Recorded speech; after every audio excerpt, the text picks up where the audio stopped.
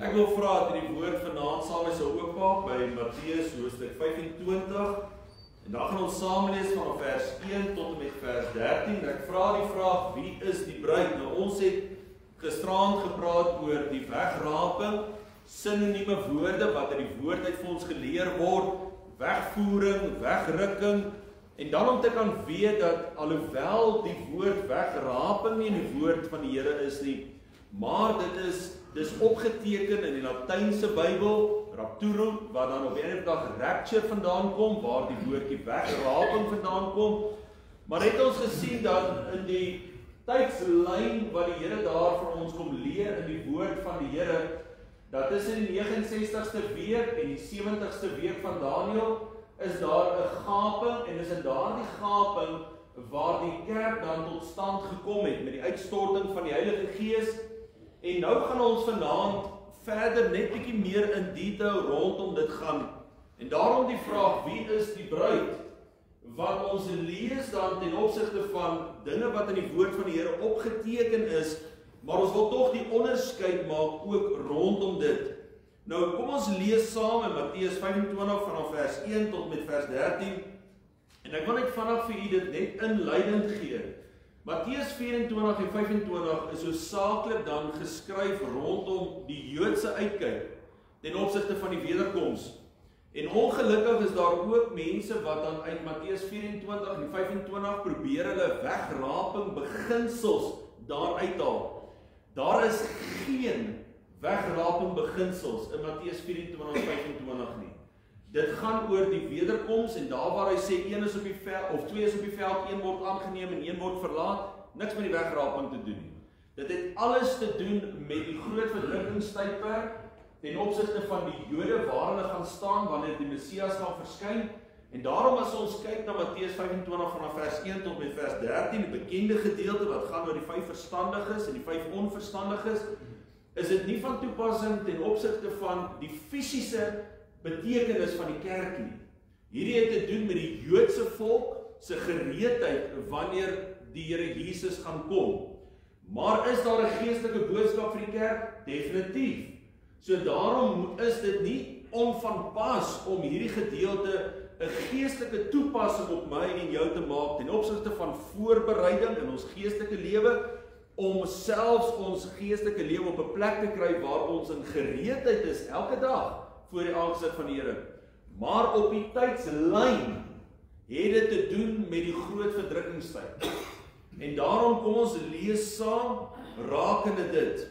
En hy sê in Matteus 25 vers 1, hy sê dan sal die koninkryk van die hemele wees soos 10 maagde wat hulle lampe geneem en uitgegaan het en die bruidegom te ontmoet. En 5 van hulle was verstandig en 5 dwaas. En toe die wat dwaas was hulle lampe neem, het hulle geen olie met hulle saamgeneem nie. Maar die verstandiges het olie in hulle kanne saam met hulle lampe geneem. En terwyl die bruidegom talm om te kom, het hulle almal vaag geword en aan die slaap geraak. En middernag was daar 'n geroep, daar kom die bruidegom, gaan uit hom tegemoet. Toe staan al daardie maagde op en maak hulle lampe gereed. En die wat dwaas was, sê aan die verstandiges, gee vir ons van julle olie, want ons lampe gaan uit. Maar die verstandiges antwoord en sê, miskien sal daar nie genoeg wees vir ons en vir julle nie, maar gaan liewer na die verkopers en koop vir julle self. En onderwyl hulle gaan om te koop, het die bruidegom gekom. En die wat gereed was, het saam met hom ingegaan na die bruilof, en die deur is gesluit. Later kom toe die ander maagde ook en sê, meneer, maak vir ons oop. Maar hy antwoord en sê, voorwaar ek sê vir julle, ek ken julle nie. Waak dan, omdat julle die dag en die uur nie weet, waarop die seun van die mens kom nie. Tot en met sover uit die woord van die Here. Nou wanneer ons na hierdie gedeelte kyk, dan sien ons dat daar 'n fase gaan wees wat gaan aanbreek, waar daar 'n persoon gaan verskyn wat dan die bruidegom genoem word. En nou moet ons die onderskeid maak in die woord van die Here om te weet waar pas dit in. En daarom as dit die Here se wil is, gaan ek môre aan dan met u praat rondom die 1000-jarige vrederyk, maar wat ook ander benamings het. Die 1000-jarige vrederyk het ook ander betekenisse en dis waar hierdie van toepassing is. Maar dan weet ons dat hierdie gedeelte kom leer vir ons dat die bruidegom gaan kom en dit gaan maak dat hulle wat dan in die groot verdrukking is, van toepassing op die Jode, die 5 dwaases en die 5 verstandiges, hulle self in gereedheid moet hê wanneer die bruidegom gaan kom. En nou is dit om te kan sê, maar hoekom is die Joodse volk nie deel van die bruidegom? Wat hulle wel van deel is ten opsigte van die wat gereed is, die 5 verstandiges gaan gereed wees om deel te wees van die bruilof homself. Maar nou kom ons zoom net bietjie dieper in om dit beter te verstaan. En daarom, wat leer ons van die bruidegom? En 'n baie belangrike teksvers in die woord van die Here om hierdie vir jou te leer staan in Johannes hoofstuk 3 vers 28 tot en met vers 29. En dit is rondom Johannes die Doper wat begin het met sy bediening op aarde. En nou kom hierdie woorde waar hulle na Johannes die Doper gaan en gesê het, is jy die Elia wat sou kom? Want onthou, daar's 'n profesie van die Elia wat weer gaan kom. En ek gaan dalk nou nie in hierdie tyd die 2 getuies aanraak van Openbaring nie, maar ek glo met my hele hart dat die 2 getuies is Henog en Elia. Dis die enigste 2 mense wat jy nie se dood van lees nie. En dat hierdie 2 getuies dan in die groot verdrukkingstydperk sal sterf. Nou baie mense glo dat dit Moses en Elia sal wees omdat hulle op die berg van verheerliking was. Maar Moses het al reeds gesterf. Die Here het homself begrawe. En daarom glo ek, juis met die agtergrond van Henog wat die prediker was, wat die wederkoms van Christus gepreek het, gaan lees weer rondom wat Henog gepreek, en dan Elia wat die oordeele ook van God gepreek het, dat op die einde van die dag, dat ek glo dat daardie 2 persone, die 2 getuies gaan wees. Ek kan nie vanaand in diepte gaan nie, en ons gaan dalk nie die reeks daar raak nie. Maar nou kom ons na Johannes die Doper toe, want hulle glo in die profesie om te sê dat Elia weer gaan kom. Nou vra hulle vir Johannes Doper, is jy die Elia? En dan sê hy hierdie woorde, hy sê, julle is self my getuies, dat ek gesê het, ek is nie die Christus nie, maar dat ek voor hom uitgestuur is. Hy wat die bruid het, nou luister mooi, nou moet jy baie mooi let op die woorde wat hier staan. Hy sê, hy wat die bruid het, is die bruidegom. Maar die vriend van die bruidegom, wat na hom staan en luister, verbly hom baie oor die stem van die bruidegom. So is dan hierdie blydskap van my volkome. Wie is die vriend van die bruidegom? En Johannes die Doper is baie duidelik, hy praat vir homself. Hy sê, ek is die vriend van die bruidegom. En ek staan en luister na hom. En my blydskap is groot, omdat ek 'n vriend van die bruidegom is. Hoekom nie deel van die bruid nie? Baie eenvoudig. Die bruid staan vandag bekend as die kerk. En die kerk het ontstaan met die uitstorting van die Heilige Gees. En by die uitstorting van die Heilige Gees vind die geboorte van die kerk plaas, maar ook dan die betekenis van die bruid wat verkry word deur hulle wat in Christus tot bekering kom, wat gered word. Wanneer het Johannes die Doper gesterf? Voor die uitstorting van die Heilige Gees. En daarom maak ons vandag onderskeid, en nou wil ek dit net vinnig vir julle verduidelik, dat jy dit kan verstaan, dat voor die uitstorting van die Heilige Gees, was daar basies 2 groot gelowe op aarde. Ek gaan dit nou net prakties vir jou probeer verduidelik. Gaan nie verskillende terme ingaan nie. Dit was Judaïsme en dit was heidendom. Punt.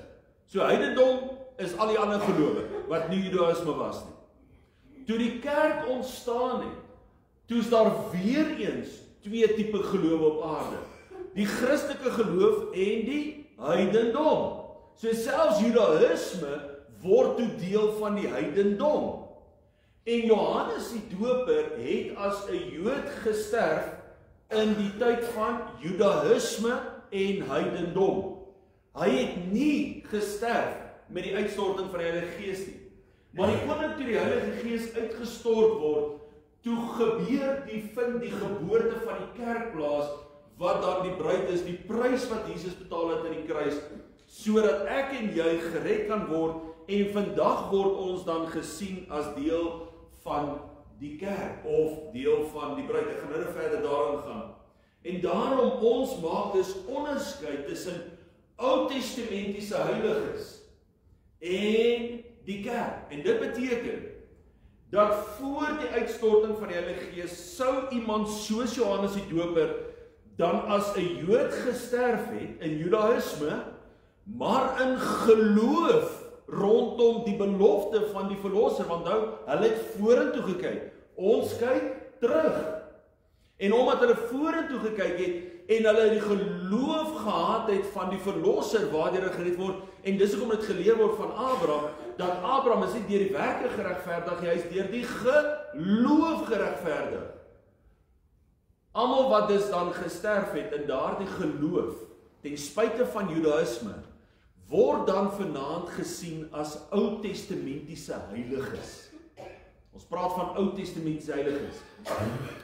Maar wanneer toe die kerk tot geboorte kom, en toe die kerk ontstaan, daar kom toe 'n verandering. Daar kom toe, soos iemand altyd gesê het op TV, 'n kinkel in die Kaaba. En wat gebeur is, toe verskuif die beginsel na Christelike geloof en dan ten opsigte van heidense geloof.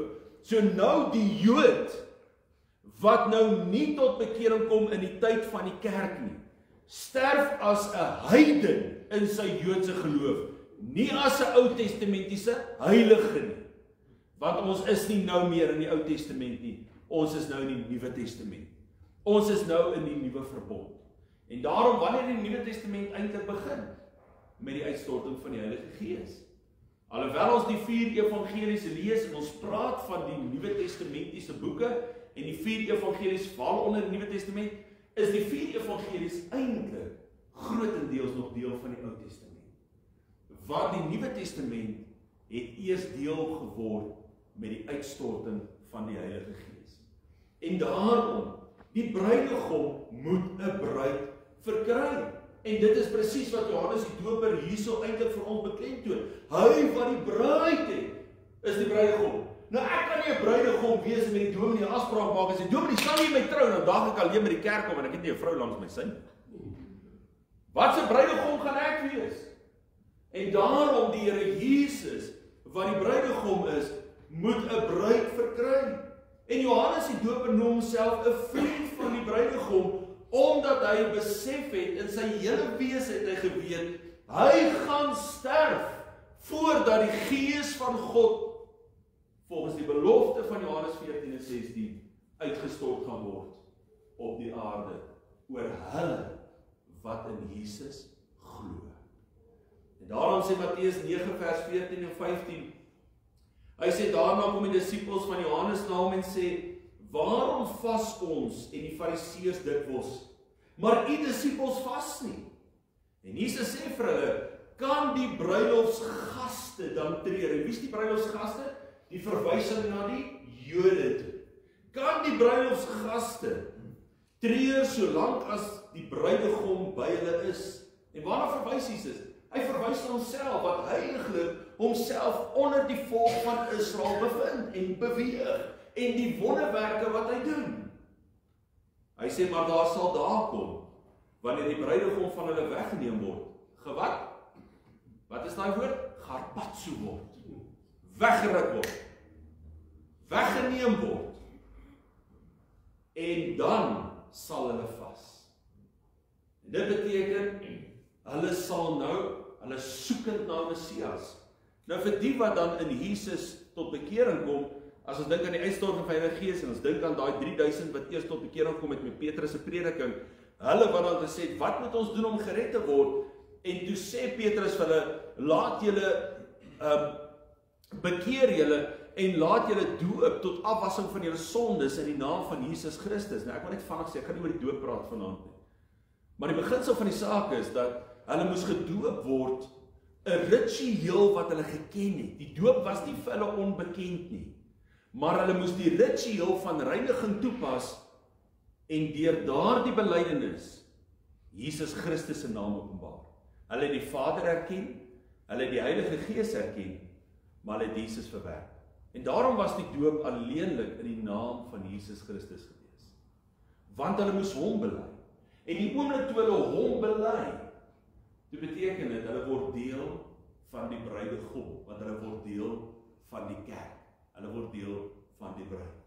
En daarom Openbaring 19 vers 7 sê, laat ons bly wees en ons verheug en aan hom die heerlikheid gee, want die bruilof van die lam het gekom en sy vrou het haar gereed gemaak. Dit beteken die lam wat die bruidegom is, sy bruilof het aangebreek. So dit gee alreeds van ons 'n bietjie antwoord vir môre aand se boodskap. Wat nie net gaan oor 'n 1000-jarige vrederyk nie, maar wat gaan oor 'n bruilofsmaal wat in voorbereiding gaan wees. En daarom wanneer ons kyk, wat leer die woord ons van die bruid, dan is die woord is duidelik om van die vrou te praat as daar verwys word na Israel. En daarom wil ek hier met vanaand die onderskeid maak.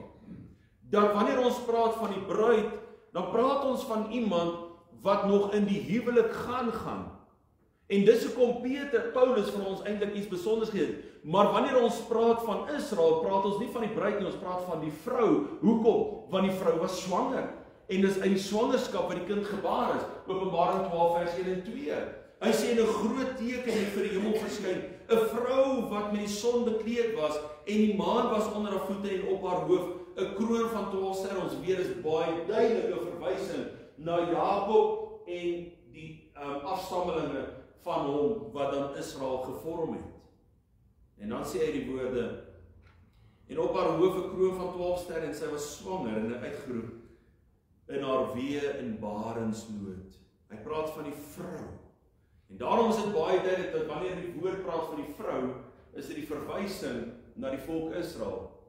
Nie op alle plekke nie. Onthou, mens moet nie die woord nou net bietjie misdraai of verdraai om by jou siening te pas nie. Jy moet dit reg interpreteer. Maar wanneer ons dan praat van die bruid, waarna verwys die woord as dit praat van die kerk, dan kom Paulus en hy sê in 2 Korintiërs 11 vers 2 hierdie woorde. Hy sê, want ek is jaloers oor julle met 'n goddelike jaloersheid, want ek het julle aan een man verbind. Een man, bruidegom, Jesus Christus, om julle as 'n reine maagd aan Christus voor te stel. En dit beteken dat Paulus sê, ek wil julle voorstel aan julle bruidegom, maar ek wil hê jy moet 'n rein maagd wees wanneer jy aan hom verbind word. Dis wat hy dan eintlik sê. En daarom kom ons by 'n baie interessante verborgenheid in die woord van die Here. En jy sal onthou vroeg in die woord in Genesis, toe die Here Adam en Eva gemaak het, toe sê Adam hierdie woorde, hy sê, die man sal sy vader en sy moeder verlaat en sy vrou aankleef en hulle twee sal een word. Dit was al reeds 'n profetiese woord gewees, rakende die verbintenis tussen die bruidegom en die bruid, want Paulus leer dit vir ons. In Efesiërs 5 vers 23 en 24 sê hy sê maar die man is die hoof van die vrou, soos Christus ook hoof is van die gemeente. En hy is die verlosser van die liggaam. Maar soos die gemeente aan Christus onderdanig is, so moet die vroue dit ook in alles aan hulle eie mans onderdanig wees. Ek het gesê daai verse is net so dun boekie, maar dis die beste huweliksberading wat jy ooit vir mense kan gee. Want die man moet Christus se beeld openbaar. En die vrou moet die gemeente se beeld openbaar. Die man moet 'n heilige lewe leef en die vrou moet 'n begeerte van 'n heilige lewe hê sodat sy kan pas by haar man. Dis 'n eenvoudige huweliksberading, né? Maar dink jy mense wil altyd luister as jy dit vir hulle leer? Nee, nie altyd nie. Maar dan kom hy in Efesiërs 5 vers 31 en 32 en hy kom leer dit vir ons. Hy sê daarom moet die man sy vader en sy moeder verlaat en sy vrou aankleef en hulle twee sal een vlees word. Wat het gebeur?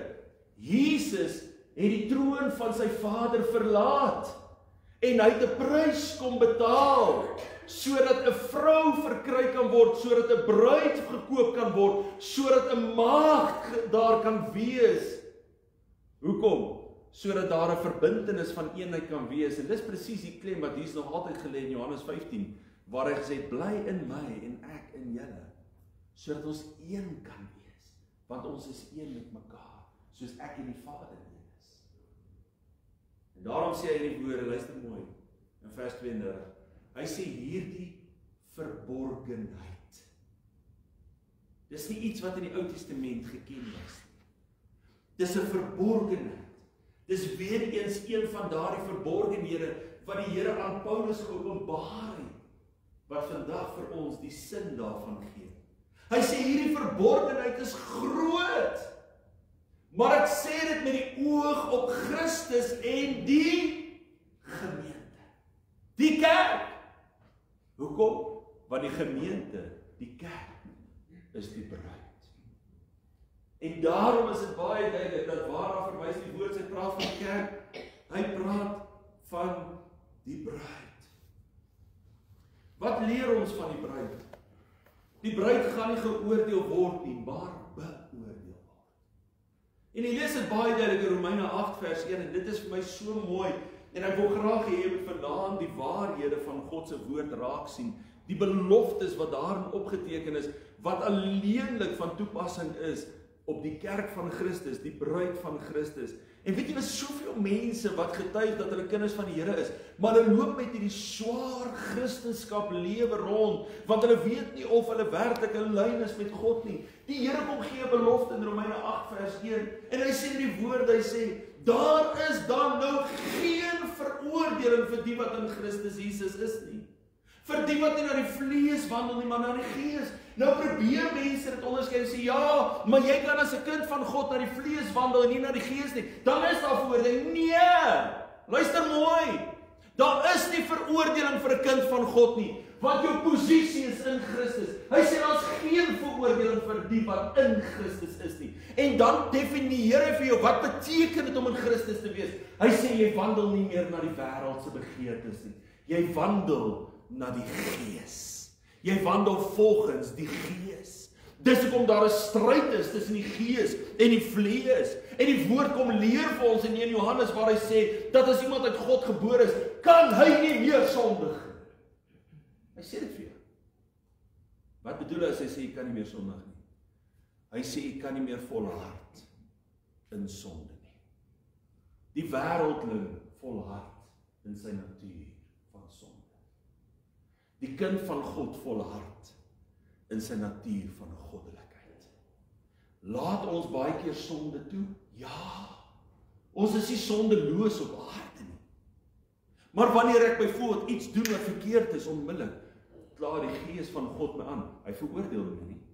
Hy kom kla my aan om my te tigtig. En onmiddellik besef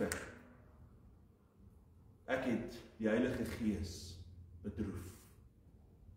En wanneer ek die Heilige Gees bedroef het, dan kom ek self onder daardie bedroewing gesindheid en ek sê, Here, vergewe my, omdat ek gesondig het.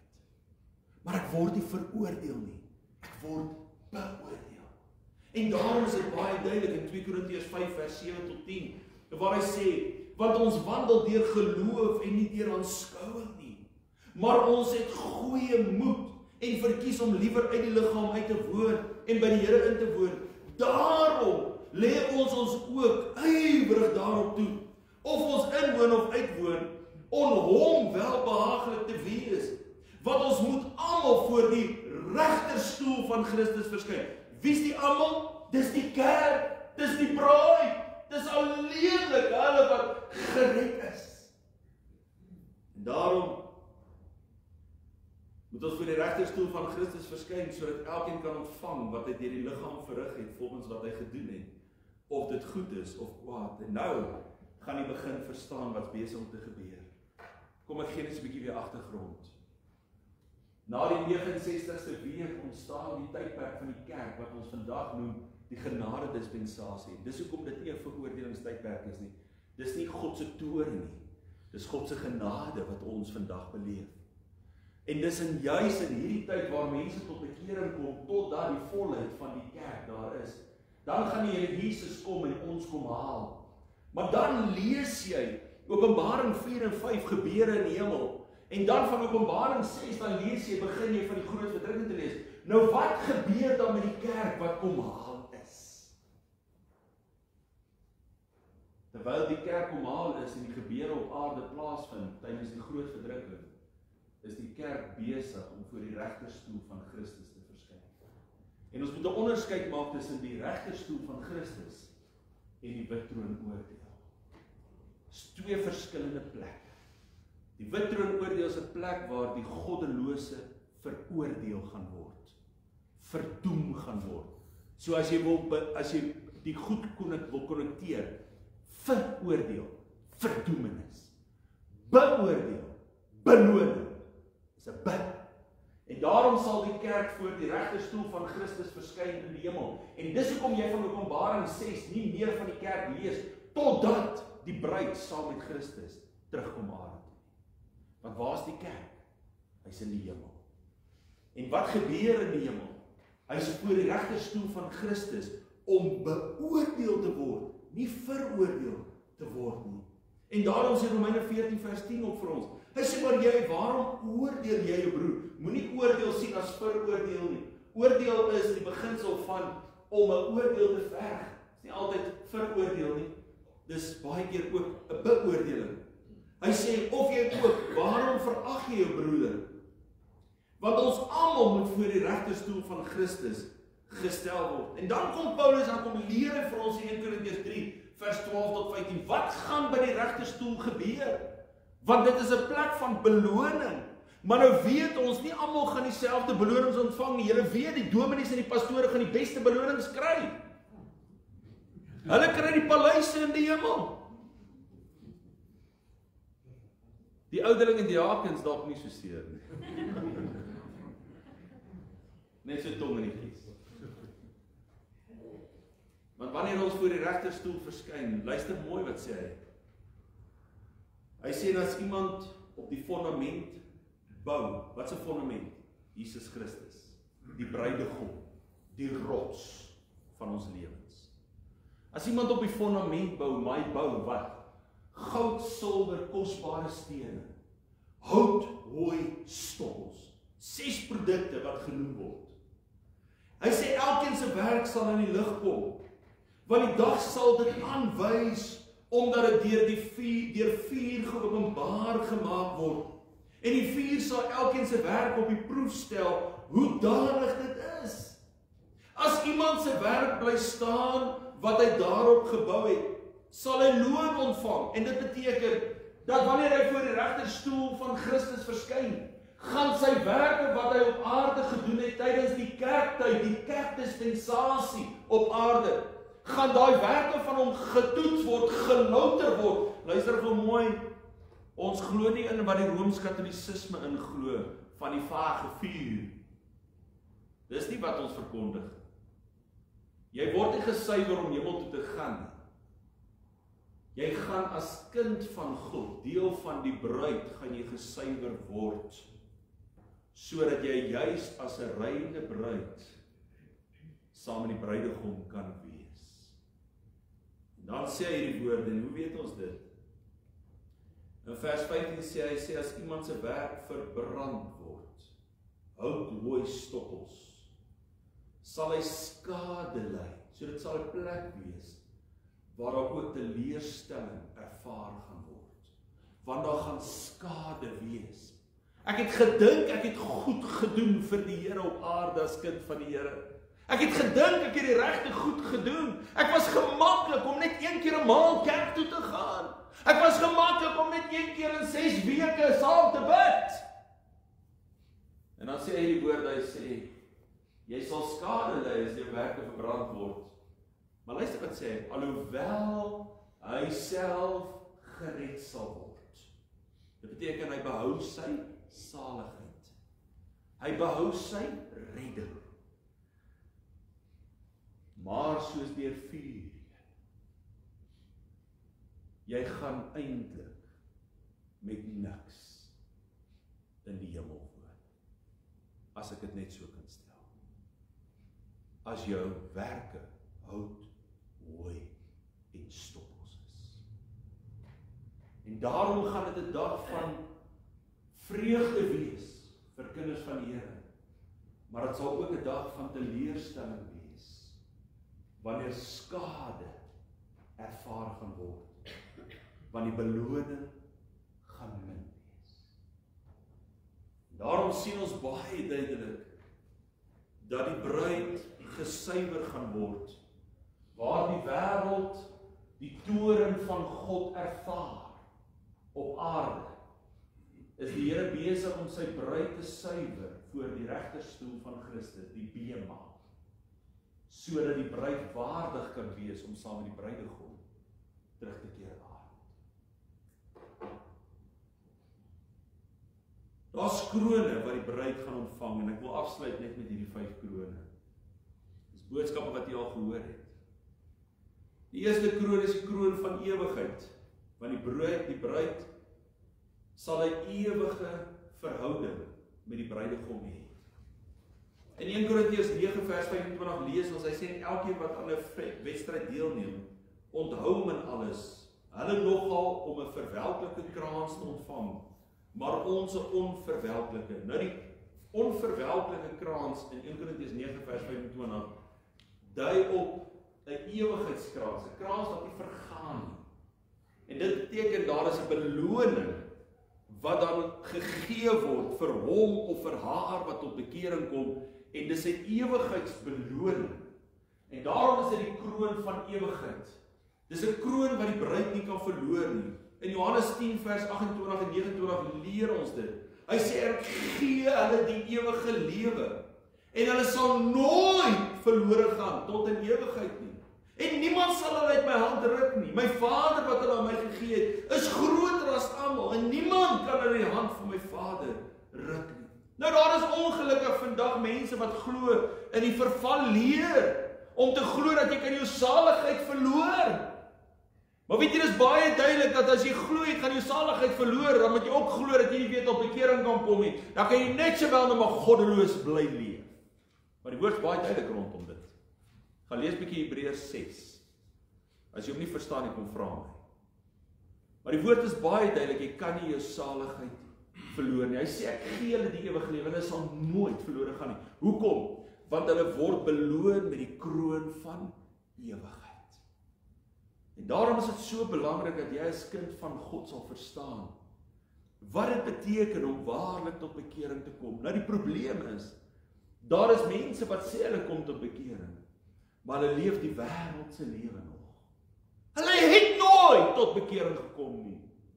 Hulle het nog nooit die kroon van ewigheid verkry wat vir hulle wag in die hemel nie. Hulle dink hulle is kinders van die Here. Hulle praat die taal, maar hulle leef die wêreld. Hulle het nog nooit tot bekering gekom nie. En daarom moet ons nie onsself mislei, dat as iemand vir jou sê, ek het tot bekering gekom, maar hy leef die lewe van die wêreld om te dink dat hy gered is nie. Hy het nie sy saligheid verloor nie. Hy het dit nog nooit gehad nie. Maar die woord sê, die boom sal in sy vrug geken word.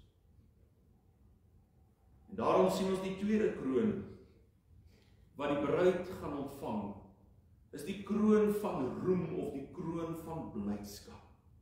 In 1 Tessalonisense 2 vers 19 lees ons, hy sê, want wie anders as julle is ons hoop of blydskap of kroon van roem in die teenwoordigheid van ons Here Jesus by sy verskyning. Jy sien die blydskap wat Paulus gehad het oor siele wat deel geword het van die bruid. Die een wat hy gesê het, ek is jaloers op julle en ek wil julle voorstel as 'n reine maagd aan hom wat die bruidegom is. Jy sien daar die blydskap wat Paulus gehad het in sy hart, as mense hulle lewens vir die Here gegee het. Hoekom? Want hulle word deel van die bruid van Christus. Hulle kom in 'n verhouding met die bruidegom. En daarom sê Filippense 4 vers 1, daarom my geliefde broeders, na wie ek ook verlang, my blydskap en kroon staan so vas in die Here, geliefdes. Paulus was nie gepla oor wat hy besit het nie. Paulus was nie gepla oor wat hy eendag gehad het as materialisme konsep nie. Dis nie waar sy blydskap geleef was nie. Nou kom ons terug by woordspeling. En ek wil dit graag vanaand noem, en ek weet die persoon is vanaand in die gemeente, mag nie sy naam nou noem nie, maar hy gaan weet, hy gaan nie so grim sy gesig kry. wat ons speel baie keer met woorde, wat ons praat so maklik om te sê, ek is geseënd. Kyk wat het ek. Dan sê ek, nee, jy is nie geseënd omdat jy iets het nie. Jy is geseën omdat jy iets het. Jy is alleenlik geseënd as jy 'n kind van God is. Jy is nie 'n geseënde van God omdat die Here vir jou sorg elke dag nie. Die Here laat die son opgaan oor die goeies en die slegtes, laat dit reën op die regverdiges en onregverdiges. Jy is alleenlik 'n geseënde as jy jouself kind van God kan noem. Die getuienis van wedergebore. Jy's geseën met dinge, maar jy's geseënd met wie jy is in Christus. Maak dit sin? Dis belangrik dat jy dit verstaan. En daarom Paulus, vir hom was dit belangrik dat mense geseëndes sal wees. Dis waarin sy roem gelê, dis waarin sy blydskap gelê. Hy wou gehad het mense moet Jesus leer ken. En dis kom hy sê, ek het my voorgenem om niks anders onder julle te weet as Jesus Christus, die gekruisigde. En daarom sien ons die derde een is die kroon van geregtigheid. Goed, daar's 'n spelfout. Julle moet nie na die Afrikaanse spelling kyk nie. Maar die kroon van geregtigheid. In 2 Timoteus 4 vers 8 lees ons, hy sê verder is vir my weggelê die kroon van die geregtigheid, wat die Here die regverdige regter my in die dag sal gee, en nie aan my alleen nie, maar ook aan almal wat sy verskyning liefgehad het. Ek wil vanaand vir julle sê, dis hoekom hierdie boodskap vir my so kosbaar is. Dis hoekom hierdie wederkomsboodskap so 'n belangrike deel van die evangelie is. Hoekom? Om nie net Johannes 14 aan te haal en te sê, die Here gaan op my plek te berei en hy gaan my weer kom haal nie. Jy moet dit verstaan. Jy moet 'n afwagting hê. Jy moet 'n begeerte hê. Jy moet verstaan in die tyd waarin ons leef.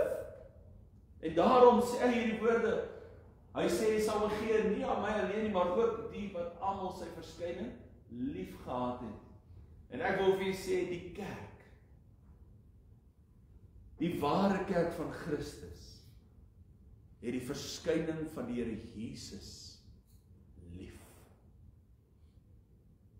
Daar's 'n hoop, daar's 'n verwagting, daar's 'n begeerte, nie omdat jy oud is nie, nie omdat jy sieklik is nie, nie omdat jy krank is nie, nie omdat jy jou werk verloor het in COVID-tyd nie. Dis wat gebeur het in COVID-tyd. Toe mense hulle werk verloor sê, kan die Here my nie net kom haal nie. Jy moet elke dag 'n begeerte vir die koms van die bruidegom hê, want ek en jy as kind van God is die reine maagd wat aan hom voorgestel moet word in die huwelik. En as ek nou dink aan hoeveel paartjies ek nou al getrou het, daai opgewondenheid vir die dag van hulle troue. Wie van jy wat julle hier sit was nie opgewonde oor die dag van jou troue nie? Hallo. En weet jy wat, so moet jy opgewonde wees oor die dag waar die bruid en die bruidegom mekaar gaan ontmoet, waar die ewige verbintenis vir ewig gaan wees. Die kroon van geregtigheid. En dit is ook belangrik om te verstaan waaroor gaan dit. Want jy sien, as ek mos nou weet dat die bruidegom is op pad en ek gaan hom verbind word, dan is ek nie gefokus op ander goed in die wêreld nie. Ek is gefokus op hom. Die oog gefestig op Jesus Christus, die leidsman en die volleinder van my geloof. Want dis met hom wat ek wil trou, dis met hom wat ek in 'n huwelik wil ingaan, dis met hom wat ek verbind wil word.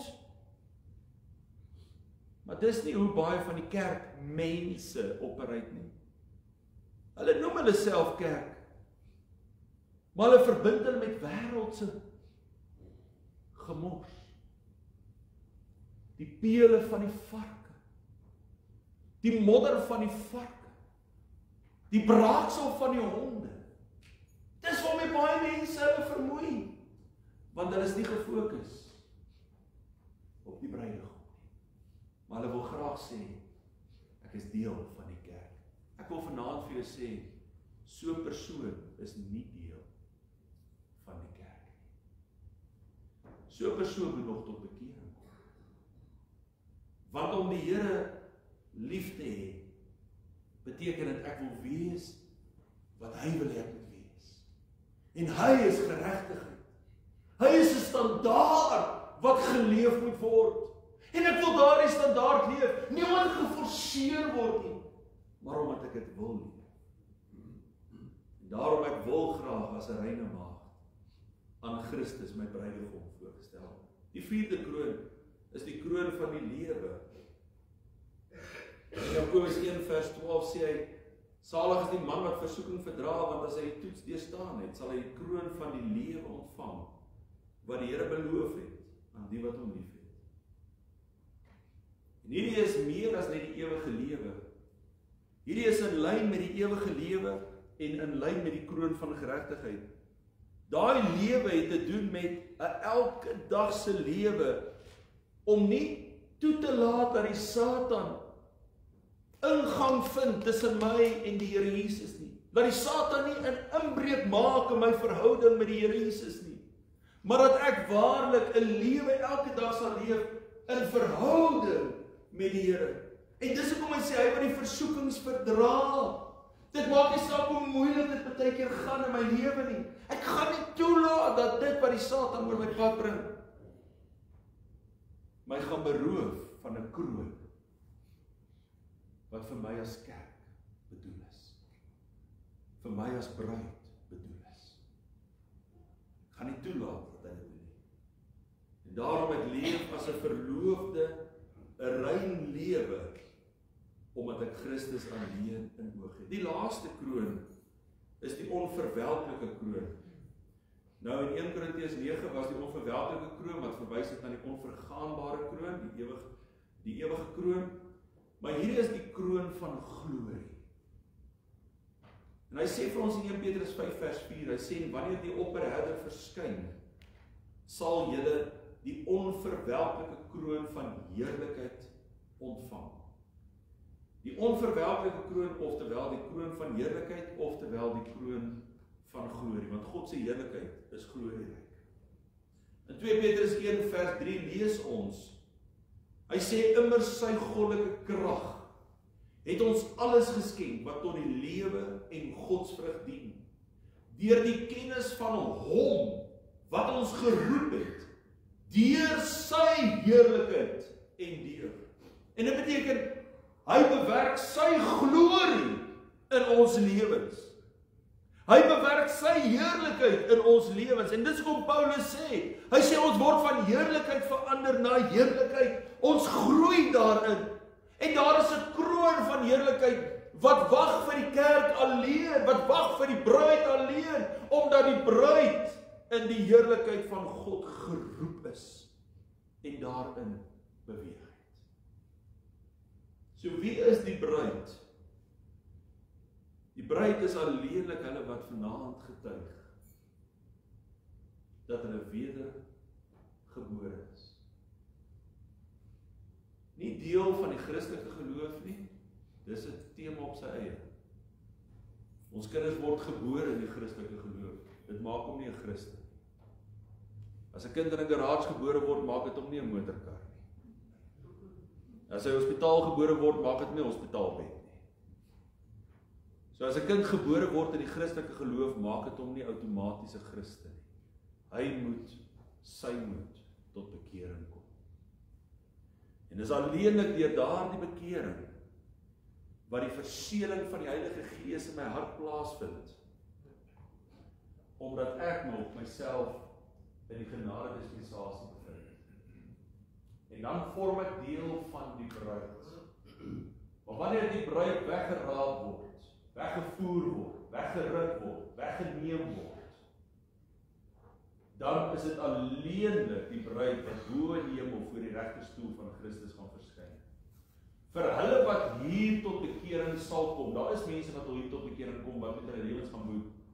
Hulle gaan nie deel uitmaak van die kerk van Christus nie, want hierdie is 'n spesiale tyd vir ons. En daarom wil ek jou uitnooi om nie met hierdie spesiale tyd wat die Here vir ons daar gestel het te speel. Moenie kanse vat. Maak seker dat jy is deel van die bruid van Christus. Johannes die Doper het dit baie duidelik verstaan toe hy gesê het, ek is 'n vriend van die bruidegom. Môre aand praat ek oor die 1000-jarige vrederyk. En dan sal ons bietjie meer rondom dit ook gesels. Rondom die ander betekenisse wat daaraan gekoppel word. Kom ons bid saam. Here Jesus, baie dankie dat ons vanaand by woord ons stil staan rakende die bruidegom en die bruid.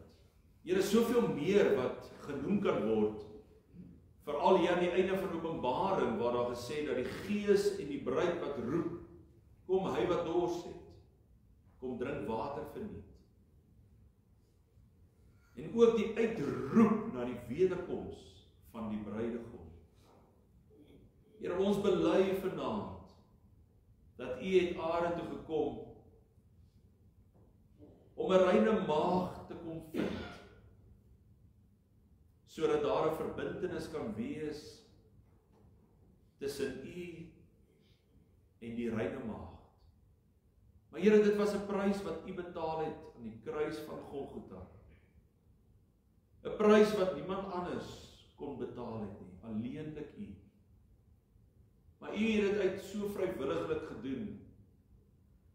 En U het dit gedoen uit die liefde vir die wat tot bekering sal kom. En ons wil vir U dankie sê. Here, dat hulle wat vanaand getuig dat ek waarlik kind van God is. Dat ek verbind is aan die bruidegom wat gaan kom. Here, sodat daar eendag 'n ewige verbintenis kan plaasvind wat niemand kan verbreek. Wat die Satan nie eers kan verbreek of steel. En ons wil vir dankie sê daarvoor. En dankie dat ons kan bid vir hulle wat vanaand U nie ken nie. Vir hulle wat nie deel is van hierdie wonderlike tydperk waarin ons leef. Die tydperk van die kerk. Die tydperk van genade. Wil ons kom vra, Here, dat U diep in hulle harte sal werk. Hier sit dalk vanaand mense hier wat sê, maar ek weet van 'n familielid. Ek weet van 'n vriend of 'n vriendin. Ek weet van iemand by die werk wat ek so begeer. Soos wat Paulus sê, ek wil julle as 'n reine maagd aan hom voorstel. So begeer om daardie persoon aan Jesus, die bruidegom, voor te stel. Maar Here, dis net U wat die hart kan verander. Dis net U wat die lewe van 'n mens kan red. Dis net U wat die mens 'n nuwe skepsel kan maak. Daarom bid ons vir die oortuiging van sonde, geregtigheid en oordeel. Dankie vir hierdie groot verborgenheid wat U deur Paulus aan ons geopenbaar het. U is die bruidegom en die kerk is die bruid. En ons eer U daarvoor in